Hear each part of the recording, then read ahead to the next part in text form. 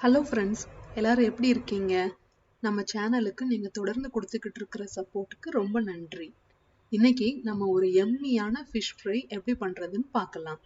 இது சாம்பார் சாதம், மீன் குழம்பு, ரசம் சாதம் இதோடலாம் சாப்பிட்றதுக்கு ரொம்ப சூப்பராக இருக்கும். நீங்களும் உங்கள் வீட்டில் ட்ரை பண்ணி பாருங்க. வாங்க இதை எப்படி பண்ணுறதுன்னு பார்க்கலாம். இன்னைக்கு நான் ஒரு 1/2 கிலோ மீன் எடுத்திருக்கேன். நான் இன்னைக்கு சின்ன வஞ்சரம் மீன் வாங்கியிருக்கேன்.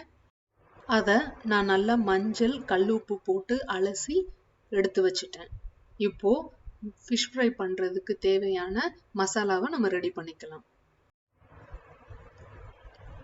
2 டேபிள் ஸ்பூன் தயிர், 1 டேபிள் ஸ்பூன் இஞ்சி பூண்டு விழுது,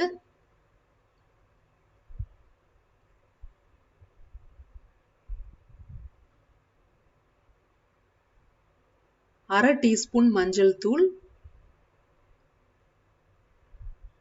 1 டீஸ்பூன் சில்லி பவுடர்,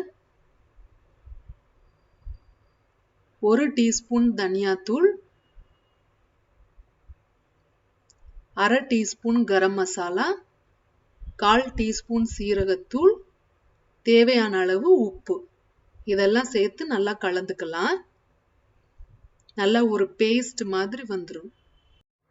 இதை இப்போ நம்ம சுத்தம் பண்ணி வச்சிருக்கிற மீன் துண்டுகளை ஒன்னொன்னா எடுத்து தடவி எடுத்து வச்சுக்கலாம்.